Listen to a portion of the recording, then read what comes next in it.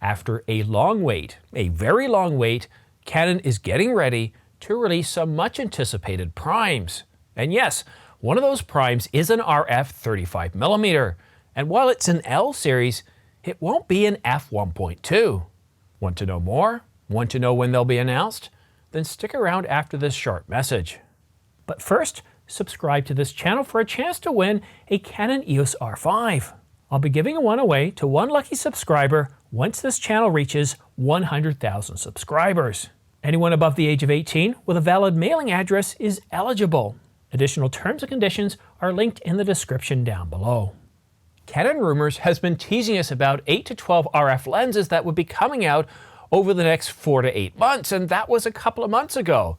Then we got the announcement of the 10 to 20mm, the 200 to 800mm, and the 24 to 105 f2.8, along with a 10 to 18mm APS-C lens.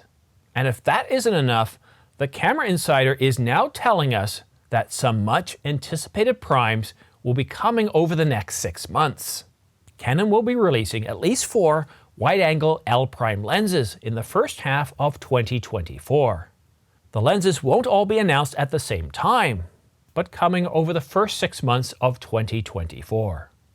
I suspect that we will get some announced at CP Plus in Japan sometime towards the middle end of February, along with the very much anticipated Canon EOS R5 Mark II, the successor to the very popular Canon EOS R5, released back in July of 2020. You know what lens I'd really like to see? Which lens I'd be willing to purchase? That's the Canon RF 35mm f1.2. For the studio, for this channel, I've been shooting with the 50mm f1.2 for a very long time. And I absolutely love that lens. It's my go-to lens for pretty much everything. Well, not everything. The run and gun stuff in sunny weather, well, that's the 24 to 105 f4. But when I'm shooting in the forest, even on a bright sunny day, there's not a lot of light that comes through, and the 50mm f1.2 is perfect. I often don't go below around f1.6, but it just captures everything and without a whole lot of noise. And of course, on dark nights, such as Halloween, when I want to capture all the antics going on, well, it's also perfect there as well. As you can see right here, the 50mm f1.2 without any additional light, everything that you're seeing here is just from the ambient light, and well, it just produces incredible results. But the other reason I'm looking forward to the 35mm f1.2 is I can have the lens closer to me when I'm shooting these studio sets. Because the 50mm f1.2, it's about, well, 6 to 8 feet away.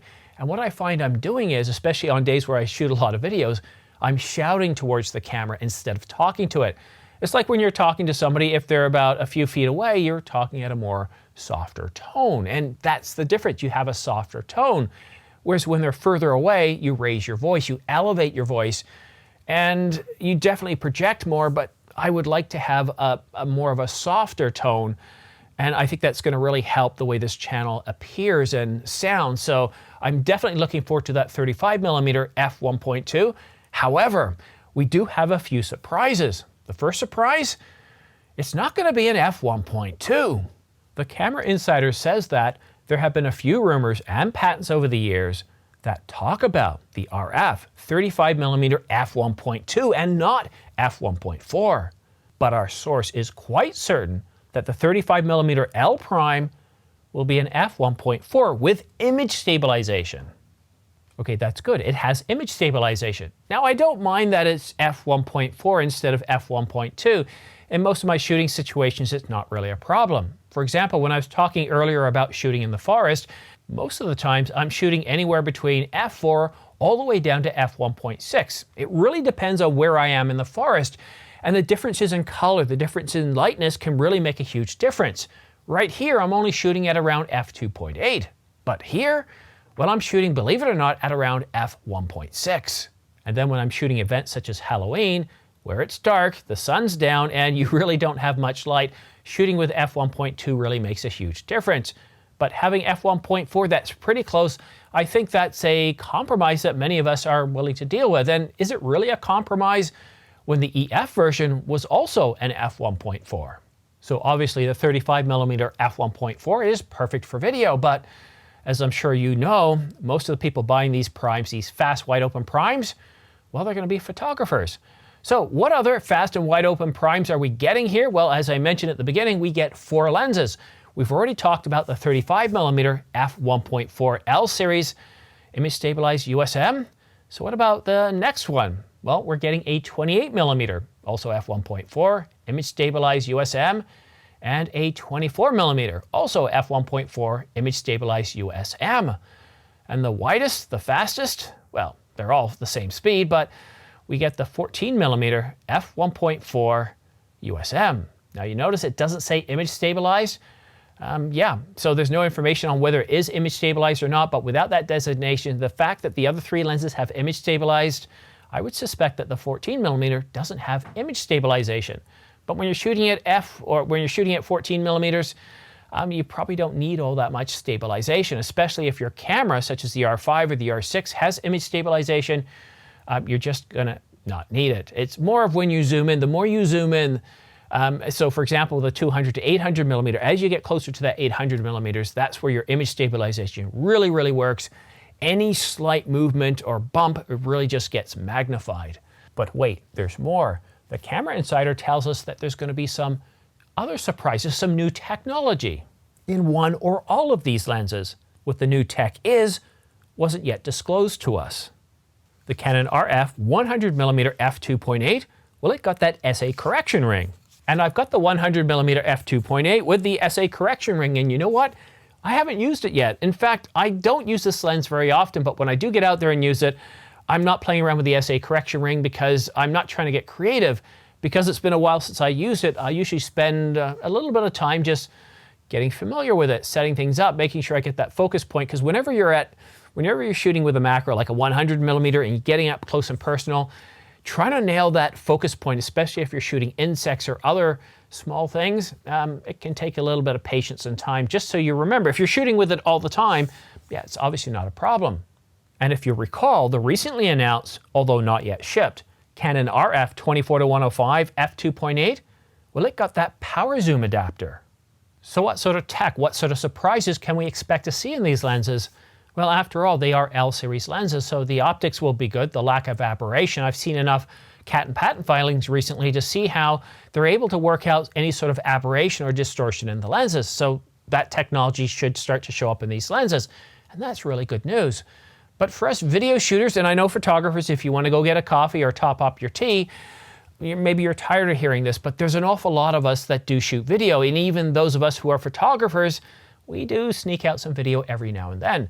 So having the 35mm or the 24mm, the 28mm with a quiet or silent focus motor is a really big deal. Now for me, in this scenario, shooting in Studio A, if I have the 35mm f1.4 and it's not completely silent, it's not really a problem because I'm obviously mic'd up right here. I'm far enough away that it's not going to pick up on the focus motor. I do hear them change every now and then, but certainly not when I'm speaking. And when I sit down at first, I do a little bit of a test. Move in, move out. And it's almost like a little bit of a techno Rice Krispie sound when you hear those pops. So not a big deal, but if you want to use these as you're on vacation, you're shooting your family, you're shooting in a forest, you're shooting in a really tight space, and you put on that prime to widen things up, to expand your foreground and your background, the only problem is if you have a loud focus motor, then you have to mic up your talent. And that's one of the big difference for us video shooters is if you have a silent motor, you don't have to worry about miking up your talent. Instead, do I have one here? No, they're over there in the other shelf. But I have the Sennheiser shotgun mic, the MKE 400, and it does a really good job. I can just put that on the top, and I'd rather do that when I'm doing run and gun because the problem with these guys here is they're really designed for shooting in a studio setting. You can put a battery in, you're good for a couple of hours or so, but the problem is when you're out in the field, if you mic somebody up and you just let it record for a couple of hours, when you get back into the studio, when you've only recorded short clips, trying to sync that audio becomes a very lengthy process and just becomes absolutely annoying and yeah, not a whole lot of fun. But anyhow, what other surprises could we expect to see? I really don't know. The concern that I have is making sure the focus motor is silent and of course the optics and the quality. But that leads us to price. What are these lenses going to cost? Well, if we look at the current pricing for the EF variants, we can see that on B&H, the Canon EF 35mm f1.4 version 2 sells for $1,999. So unless Canon plans to shock us with price, that would give us a price floor for the RF version of $1,999. And the EF 24mm f1.4, it costs $1,549. And while Canon can certainly increase the prices for these lenses when they come out with the RF version, especially if some of them have surprises, what we've seen in the past is that Canon has been rather conservative with pricing. Unlike Sony, who recently announced the A9 III with a $1,500 price increase over the A9 II, Canon released the R6 Mark II with a zero price increase over the Mark I. And the 200 to 800mm f6.3 to 9.0 image stabilized USM, that lens surprised all of us with a price of $1,799. So I think a price range, if you're looking at getting any of these lenses, assume a price range of around $1,499 to $1,999. And I don't think, I could be shocked and surprised, but I don't think the prices are going to really fall too much out of that range. But what do you think? Are you planning on getting any of these lenses? The 35mm f1.4, the 14mm, the 14mm, the 24mm, or the 28mm? Well, let me know what you think in the comment section down below, and let me know what you think some of the surprise technology might be in these prime lenses, or what surprise technology you would like to see. But wait, there's one last thing I want to talk to you about. Next Friday, I'm doing a live stream, and it's going to be a long one. Next Friday's Black Friday. So from 7 a.m. till around noon, I'm going to be doing a live stream. And what I'm going to focus on in this live stream is bringing you all the latest prices across the board. So we're talking about Best Buy, Adorama, B&H, and Amazon, or anywhere else where we can find really great deals. We're not just going to talk about the United States. If you're in Canada, New Zealand, Australia, the United Kingdom, we're going to talk about what prices are available to you as well. This is a worldwide channel. We're going to talk about worldwide pricing. And not only that, I plan to bring on some special guests. Who are they going to be? Could they be some top YouTubers? Perhaps. What about some entry upcoming YouTubers? Perhaps. What about guests of, well, sites like the Camera Insider, or, well, maybe even Canon Rumors. We have had Craig Blair on the podcast, on the show before. We've also had Gordon Lang, Jordan Drake, and a few others. So we'll see who else we can bring onto the show. But that's happening next Friday. And if you're looking at purchasing any camera gear, lenses, or accessories, then please consider using my affiliate links down below. Or if you're purchasing from Adorama, B&H, or Amazon.com, I do get a small commission back, which really does help fund this channel. From just producing this video alone, I know that I'm going to be getting that 35mm f1.4. I'm also going to get the Canon EOS R5 Mark II, the Canon EOS R1. I'm getting the 200 to 800mm, and I have two arms, but after I purchase all of that, I'm probably going to be down to a couple of toes, and that's it. So yes, it's certainly going to set me back a little bit, but thank you so much. Thank you for watching this channel. Thank you for using my affiliate links, because by using those affiliate links, that's what allows me to buy all this gear. And I think it's very important for this type of channel. You saw me talking about the 100mm earlier. I've got the 100 to 500mm.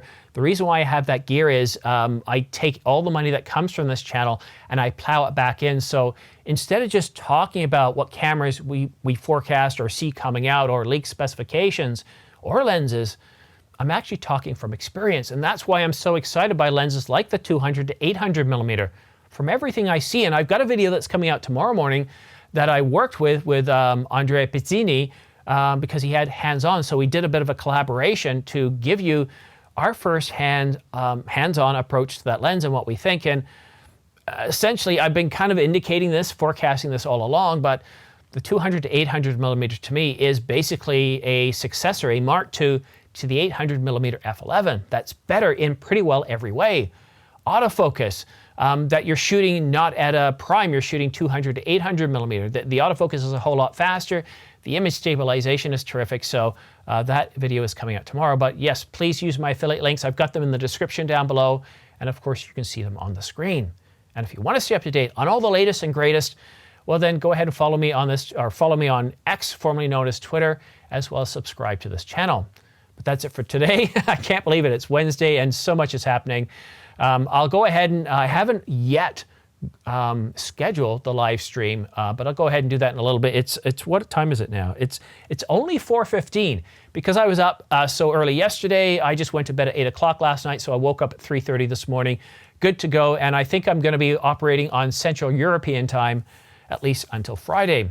But that's it for now. Thank you so much for watching. Have yourself a great day, and we'll see you again soon. At least tomorrow morning at 8 o'clock or 7 o'clock, maybe even sooner. Cheers.